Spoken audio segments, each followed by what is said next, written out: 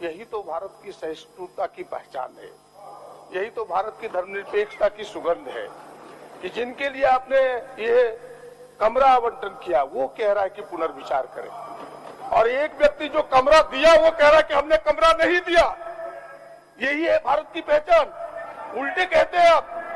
जब नामधारी जी अध्यक्ष थे महोदय, उन्होंने कहा कि हमने कमरा दिया, उसमें बाबूलाल मरांडी मुख्यमंत्री हुआ करते थे इस प्रदेश के। अध्यक्ष जी, एक मिनट सुन लीजिए, बोलिए। महोदय, मेरा एक निवेदन है, एक प्रस्ताव है कि पिछले 3-4 दिनों से हम लोग देख रहे हैं, महसूस कर रहे हैं कि धार्मिक उन्माद की ओर ये राज बढ़ रहा है। मेरी ये पर्सनल राय है, आपने परिपाटियों को देखते हुए नमाज कक्ष कहिए या प्रार्थना सभा, प्रार्थना कक्ष या प्रेयर रूम का आवंटन किया है, और हमारे first chief minister Babulal ji थे उस हाउस में, और नामधारी जी अध्यक्ष थे। उसी समय जो ब्लूप्रिंट बना था उसमें उस कक्ष को दिया गया था, और वो चलता रहा परिपाटी।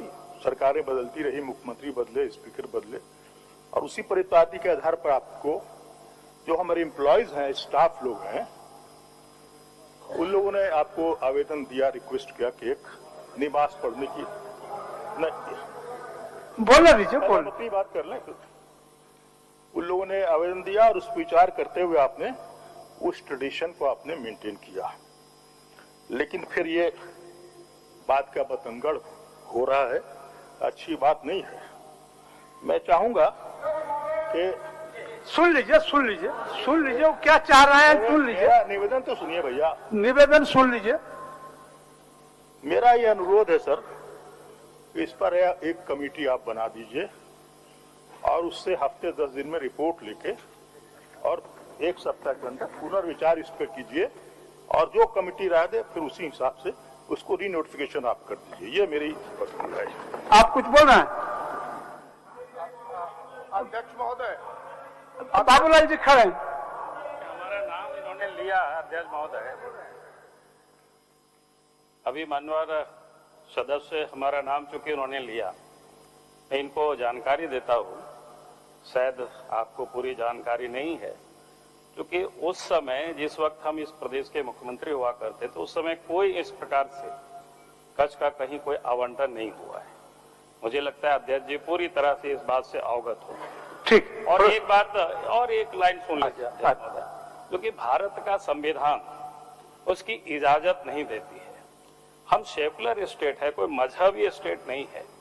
इसलिए मैं बार बार कहता हूं कि भाई ये जो लोकतंत्र की मंदिर है, इसको लोकतंत्र का ही मंदिर रहने दीजिए। प्रदीप जी कुछ बोल रहे थे। एक मिनट, मैं बिहार विधानसभा का भी सदस्य रह चुका है, वहां पे भी निवास की जगह है। बंगाल में करीब करीब सब जगह, और हमने वहां निवास पढ़ी भी है। ये देखिए, ये मस्जिद नहीं बन रही सर, मस्जिद का कॉन्सेप्ट बहुत बड़ा होता है।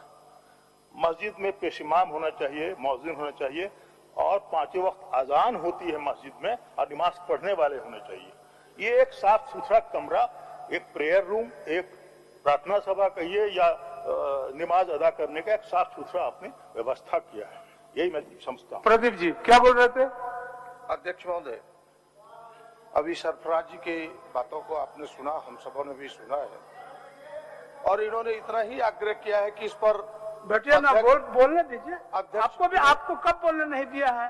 बोलने तो आप थोड़ा बैठिए, सुनिए ना, बोलिए प्रदीप जी बोलिए। इन्होंने इतना ही आग्रह किया है सदन से, आपसे, आसन से, कि भाई इस पर आप पुनर्विचार करें। यही तो भारत की सहिष्णुता की पहचान है, यही तो भारत की धर्मनिरपेक्षता की सुगंध है कि जिनके लिए आपने ये कमरा आवंटन किया वो कह रहा है कि पुनर्विचार करें, और एक व्यक्ति जो कमरा दिया वो कह रहा है कि हमने कमरा नहीं दिया। यही है भारत की पहचान। उल्टे कहते हैं आप। जब नामधारी जी अध्यक्ष थे महोदय, उन्होंने कहा कि हमने कमरा दिया, उसमें बाबूलाल मरांडी मुख्यमंत्री हुआ करते थे इस प्रदेश के, और इन्होंने आग्रह किया, इनके आग्रह को आप ठुकरा नहीं सकते।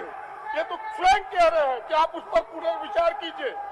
तो विवादित जगह वह नमाज नहीं पढ़ा जाता। ये तो आपको प्रेयर के लिए आग्रह कर रहे हैं कि समिति बनाइए और समिति कह देगी कि भाई नहीं चाहिए तो ये नहीं लेने को तैयार है। इसलिए इनके आग्रह में दम है अध्यक्ष महोदय। इनके आग्रह को मानते हुए मेरा आसन से आग्रह होगा कि आप समिति बनाए और समिति विचार करे कि भाई अगर कमरे की जरूरत नहीं है, इनके प्रति कोई तवज्जो नहीं देना है, तो समिति विचार करेगी। यही मेरा आसन से आग्रह होगा। मान्य हो गया प्रदीप जी। नहीं अध्यक्ष महोदय, आप इन चीजों को सुनेंगे तब तो बताइए। आप तो उलझे हुए वहां। अभी हम आपसे आग्रह कर रहे हैं आपके माध्यम से सरकार से कि भाई विधवा पेंशन के लिए लोग जिनकी मृत्यु भी हो जाती है अभी दुर्घटना में भी, ऐसे लोग जिनकी उम्र काफी कम है अध्यक्ष महोदय, 60 वर्ष नहीं है, हमें लगता है कि सरकार को ऐसे लोगों के लिए विचार करना चाहिए। और बहुत बड़ी संख्या उसकी नहीं है, पूरे राज्य में विकलांग और इनकी संख्या 50। महोदय बोल लीजिए। चलिए, बहुत देर तक इंतजार किया आप लोग। सूचना ये है अध्यक्ष महोदय कि मैं थोड़ी देर पहले बाहर गया था, तो मैंने देखा वहां की एक वीडियो वायरल हो रहा है कि भारतीय जनता पार्टी से विधायक अमर मौर्य जी बाहर आसन पर यह आरोप लगा रहे हैं कि मैं हरिजन हूं, इसलिए मुझे बोलना, इसलिए मेरे कार्य स्थगन को नहीं दिया गया।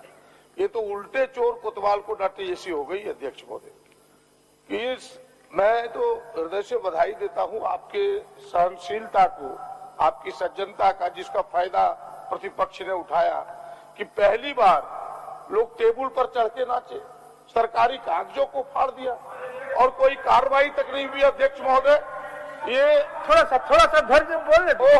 आप मेरी विरिंची जी, तो आपको बोलने का अध्यक्ष महोदय, आप बैठिए ना। ये इस प्रकार से अभद्र व्यवहार के बावजूद, और आपने ये सारी बात सहनशीलता से, बड़ी सहजता से लिया और स्मूथली चलाने का प्रयास किया और कई अच्छे कामों को अंजाम दिया, जो आज प्रमाण है कि भाई निजी क्षेत्र में 75% आरक्षण, अभी आपने जाति जनगणना के लिए मुहर लगाया इस विधानसभा से कि यह राज्य चाहती है ओबीसी के लिए 27% की सहमति, जमीन लूट पे कमेटी, कई महत्वपूर्ण काम सरकार की सहमति से आपने यहाँ मुहर लगाया है। मैं साधुवाद देता हूँ फिर से आपके इस सहनशीलता पर कि भाई इतने सहनशील होते हुए इस प्रकार का आरोप, मैं इस आरोप की निंदा करता हूं और हमें लगता है कि पूरी विधानसभा ऐसे आरोपों का खंडन करेगी, ऐसे आरोपों का निंदा करेगी। माननीय सदन नेता। No. When? Where? What speed? And everything else with Hero Connect. The all-new Hero Maestro Edge 125 powered by Hero Connect.